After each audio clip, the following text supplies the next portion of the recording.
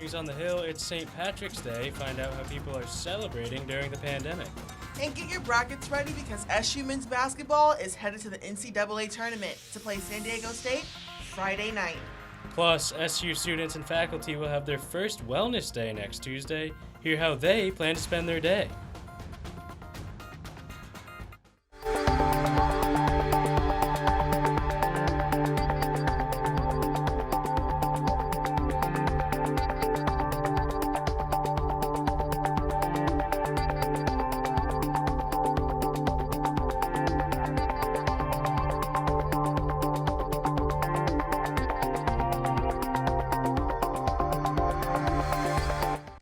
Good morning, I'm Doug Cortez. Thanks for joining us for Mornings on the Hill.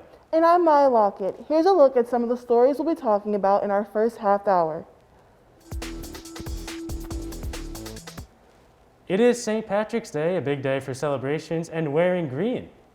Our Sierra Ryder is live to tell us a little bit more about how this holiday has become a season in Syracuse. Sierra? Janet Higgins is the president of the Syracuse St. Patrick's Day Parade. She's been a part of the festive tradition dating back to 1983, watching it evolve into the large gathering Syracuse sees today.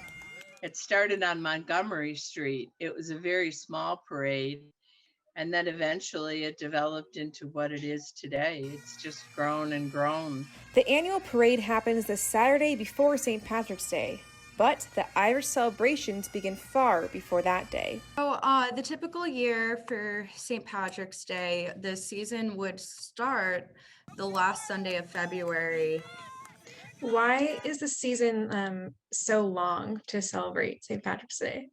So Syracuse in general, they have a history of Irish immigrants kind of coming here to work on the Erie Canal. The Irish that came in the 1800s stayed, leaving behind a unique Irish touch most pronounced in the Tipperary Hill neighborhood. 1920s, local Irish children in that neighborhood just kept breaking the red light because they wanted the Irish screen up over that. Syracuse's Irish heritage has not been lost on the community. From Coleman's Green Beer Sunday to the Irish Festival that occurs in September, the Syracuse Irish connection remains strong. And the Irish are very resilient. If they weren't as resilient as they are, we would have died out years ago. I have it on good authority that next year's parade is going to be the pot of gold at the end of a long anticipated rainbow. In fact, I already have my outfit ready, you guys.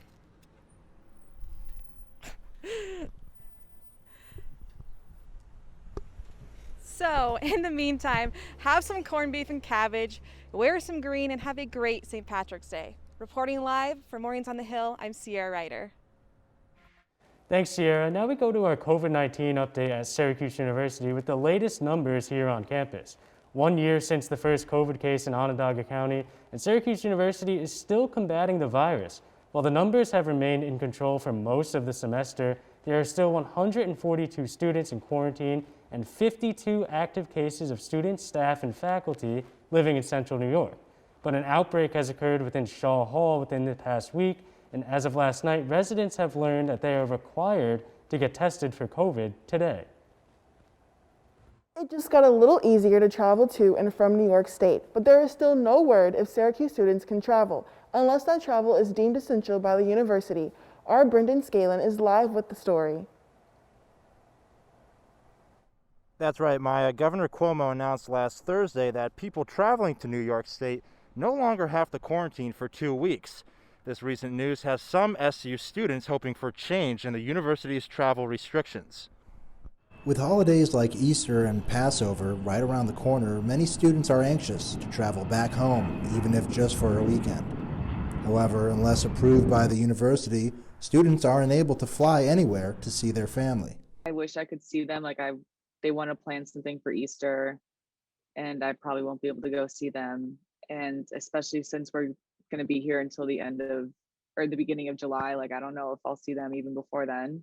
The urge to visit home is only increasing after Governor Cuomo announced New York State will be lifting the mandatory 2-week quarantine for those returning to the state starting April 1st. In a March 12th email, one day after Cuomo's announcement, SU said non-essential travel is still restricted, and less students traveling means less traffic at the Syracuse Hancock International Airport. Airport executive Jason Terreri says there's definitely a noticeable difference this year. Traditionally, March, the end of March, is one of our busiest times of year for travel, and we're not seeing that this year. But Terreri expects volume at the airport to pick up soon as restrictions are lifted and more people become vaccinated, and he and his team are ready. Over the past year, we've done a lot to get ready for everybody coming back in. From a UVC lighting perspective, all the HVAC units all have UVC lighting in them, as well as high concentration areas like the checkpoint. We have UVC lights installed to sanitize the air. We put UVC light cleaners on all our escalator handrails. We bought hospital-grade misting machines. We put signage up, social distancing markers. And then our partners, the airlines, TSA, have all made their own improvements as well. And guys, it's not yet clear what students will be able to do after April 1st, but we do expect some type of announcement or clarification from the university in the coming weeks. For Mornings on the Hill, I'm Brendan Scanlon. Back to you guys in the studio. Syracuse University Student Association Assembly passed a bill to move their new constitution to a campus-wide referendum vote. Throughout this week, the Syracuse student body will be able to vote on the rewritten Student Association Constitution. Some of the key changes include increasing student representation within the university, adding a school-wide election during the fall each year, in addition to the spring election. Is expanding the role of the judicial branch to hold the executive and legislative branch accountable, and a bylaw to help students understand their rights on campus. All SU and SUNY ESF students can vote on the ratification of the Constitution on MySlice until Thursday. Syracuse University announced an update on COVID-19 eligibility. Our reporter Kathina Montgomery says some student workers are eligible to get the vaccine starting today. March 12th, Syracuse University sent out an email to students with the new update regarding the COVID-19 vaccine eligibility. In the email, it stated, as of March 17th, employees who are currently required to perform their job in person and on campus will be eligible under the designation of in-person college faculty or essential in-person staff. This means that student workers, including RAs, are now eligible to receive the vaccine. Senior Maria Sanchez, an RA in Watson Hall, shared her feelings when she was told the news. I mean, I felt like finally, I feel like it's been so long that we were in the front lines as RAs, and we were expected to do room checks and all of these things that and make us essential workers. We're kind of risking ourselves for this job, going into people's rooms and just sharing bathrooms and all that. So I was finally relieved that I had that opportunity. The opportunity is now open, but the decision is still individual. Junior Justin Wu, another RA in Watson Hall, was once skeptical on getting the vaccine, but now that he has the choice, his decision has changed. I feel like before, I think I was 50-50 on whether or not I should, but at home I have both my parents are pretty immunocompromised, so if I have the opportunity, and I don't know if we have to go home early, it'd be nice to have already gotten the vaccine. Well, for student workers like Justin and Maria, the choice is now an option. Reporting for NCC News, I'm Kathina Montgomery. Thanks, Kathina. For the second year in a row, Syracuse University has received a record number of first-year applicants. The university received just under 40,000 new applicants. This is a 24% increase from last year's numbers. Coming up here on Mornings on the Hill, a look at how Syracuse University and students are preparing for their first wellness day of the semester. Also coming up, Syracuse held its first virtual annual service of commemoration. Stay with us for those stories and much more, here on Mornings on the Hill. Welcome back to Mornings on the Hill. Central New York weather continues to show brief glimpses of spring. Dan Baldwin joining to tell us why you might be able to ditch the big jacket later today and this weekend. Dan. Guys, as you can see, I'm all bundled up to battle the classic Q's cold, but later today, I'm going to ditch the big jacket. And that's because Central New York continues to see brief glimpses of the upcoming spring on this St. Patrick's Day morning. I guess you can call that the luck of the Irish. Looking at our St. Patrick's Day forecast, we're in the mid-40s right now, but things should steadily warm up throughout the day. Midday, we'll get into the mid-50s. Good enough reason to take a break into a St. Patty's Day jig, but the sun will stay hidden behind the clouds. Should be overcast. The warmer weather will be short-lived, however, as temps should dip back down into the low 40s in the evening. Moving on to the 5-day forecast, make sure you have your rain jackets handy as it's going to be a wet one. 90% chance of precipitation throughout the day with a high in the low 40s. Should be steady all day. The rain should clear up by Friday, but temps are projected to drop into the low 30s. But we're getting a complete 180 this weekend as Saturday should hit close to 50 and Sunday even 60. Both days full of sunshine, and Monday is going to close out the heat wave with a forecast of sunny and 65. Now, the biggest question is whether or not Syracuse students are going to be able to enjoy this sunshine-filled weekend, as I'm not sure if you guys know, but there's a pretty big NCAA tournament game for the Orange this Friday as they take on the 6th-ranked San Diego State Aztecs. If they can pull off the upset, they're going to move on and play Sunday, and the SU women are playing Sunday evening.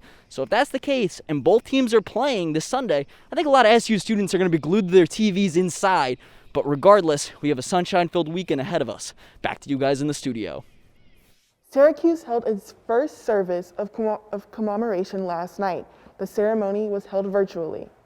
The service of commemoration is set to honor those in the SU and ESF community whose lives have been lost over the past year. Although the ceremony took place virtually over Zoom, Hendricks Chapel still lit candles in memoriam of these community members. Next Tuesday is the first Wellness Day of the semester. Our Adam Clapp caught up with students and faculty to talk about their plans for the special day. This is what Syracuse University classrooms will look like on Tuesday, March 23rd. It's the first of 2 wellness days for the university, and student Carl Jones has big plans. First Wellness Day, I got to go to campus, enjoy myself, just relax, see other people, just chill and relax. And of course, me. After I relax, I gotta go home and just play video games. A little Madden, a little Call of Duty, maybe hop on the 2K a little bit, just enjoying myself. For others, the day off is nice, but doesn't get them out of real-world responsibilities. Well, I'm working from 7 a.m. until about 3 p.m. So other than that, I don't have to go to class after, which is nice, but it's not really enough time to go anywhere. So no major plans there. However, this day has caused some stress for faculty as they've had to work through their syllabuses to make sure that there's no due dates or new assignments on a wellness day. I think it's a good idea. I just wish we had gotten more advance notice than we did so that we could have planned appropriately and wouldn't have had to change up our syllabus at the last minute, which is one of the things I had to do. And while frigid temperatures have descended back on campus for this week, next Tuesday's projected high is going to be 64 degrees. So Syracuse students getting some nice weather to go along with their day off. Reporting from Syracuse, I'm Adam Klepp. Mornings on the Hill.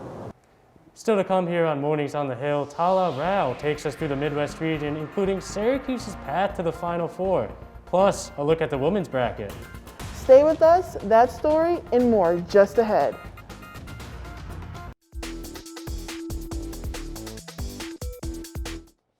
The big dance is back. Good morning, folks. This is Taha Rao with your sports update. College basketball fans can finally rejoice as the NCAA tournament tips off tomorrow night after a near 2-year pause. The Syracuse Orange is among the 68 teams selected for the tournament as they will face the 6th-seeded San Diego State Friday night. And if Syracuse can get past the Aztecs, they will go on to face the winner of Virginia and Morehead State. And if things continue to work out for Jim Boeheim's squad, they could potentially face the #1 seed in the Midwest region in Illinois, meaning Syracuse transfer Alan Griffin will face off against his former team in Illinois. Now, folks around the country have counted out the Orange due to an up-and-down season, but the team is playing its best basketball right now.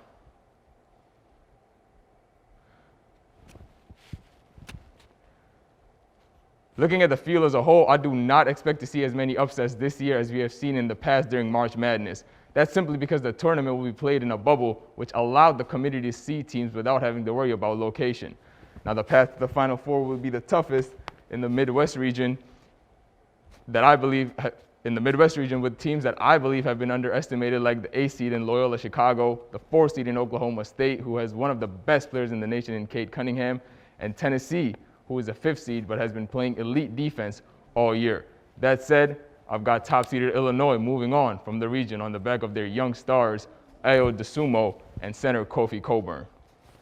Moving on to the South, I've got number 2 seeded Ohio State going all the way. You guys get the point. Baylor has not been playing its best basketball as of late. We can blame it on the 3-week COVID pause, but I think the Bears played their best ball in January. Moving on to the West region. This was the easiest decision for me, at least. The Bulldogs have been the most consistent team in college basketball all season, and to add on top of that, the West may be the weakest region, but the Zags have already beaten teams in their region like Iowa, Kansas, and Virginia. Tough to count the Bulldogs out this season. And last but not least, we've got the East region. The Crimson Tide, I think, will represent the East region in the Final Four. As weird as that is to say during March Madness, Alabama has been knocking on the door under coach Nate Oates, and I think they can get it done. An upset to watch out in the first round may also take place in this region. Watch out for number 12, Georgetown, over number 5, Colorado. A week ago, if someone had said that to me, I would have laughed, but having caught fire at the perfect time, Patrick Ewing's Hoyas are a team to watch in the tournament. And Syracuse women's basketball punched their ticket back to the NCAA tournament, and their first opponent is a familiar foe. Our Samantha Croston tells us what they're facing through the first week of play. The 8th-seeded Orange will be out for revenge when they take on the 9th-seeded Jackrabbits from South Dakota State this Sunday. That craving for payback stems from the Jackrabbits' upset of the Orange in the second round of the 2019 tournament. The 75-64 loss kept Syracuse from their second ever Sweet 16. Despite that, the Orange are in the middle of the most successful stretch in their history, having made 8 consecutive NCAA tournaments. And while the Big Dance is familiar territory, both head coach Quentin Hillsman and star point guard Tiana Mangakahia agree there's something different about the 8th go-around. I think just the sacrifice and the attention to detail that we had to do as a program just to get to these games. That was a lot. It really was a lot, but we knew it was worth it. We knew it would be worth it. And we knew we had enough talent to make it to the NCAA tournament and have a chance to compete for a national championship. I think this gives all of us the opportunity to play on the big stage and show how good we really are. If the Orange win that one, they'll likely earn a chance to go up against the top-seeded UConn and their freshman phenom, Paige Beckers. The last time these two teams faced off, at least in tournament play, was in the 2016 National Championship. Reporting live from Mornings on the Hill, I'm Samantha Croston. Talha? Thanks, Samantha. Coming up after the break, history made at the Grammys. Stay with us. With celebrities and TV finales, it's been very busy in Hollywood. Mornings on the Hill, Sierra Williams highlights some of the most trending stories from this week. Sunday, tweets of the Grammys 2021 flooded timelines across the state as Beyoncé won 4 awards, making her the first female artist to have the most Grammys. Beyoncé currently holds 28 awards. Beyoncé's not the only one making history, as Megan Thee Stallion became the first female rapper since 1999 to win the Best New Artist award. Lauryn Hill previously held that record. Taylor Swift won Album of the Year for Folklore, and Billie Eilish won Record of the Year for Everything I Wanted. The season finale of The Bachelors aired on Monday night, and many people have looked back on what seemed to be the most scandalous season yet. Casting their first Black Bachelor, Matt James did not pop the question with a shiny ring, but instead ended things with Rachel Kirkconnell after she was accused of past racist behavior. And if you didn't catch it last night, the former First Lady Michelle Obama debuted her new Netflix kids show, Waffles and Mochi. In an interview with Jenna Bush Hager from The Today Show, Michelle Obama says it brings her back to kids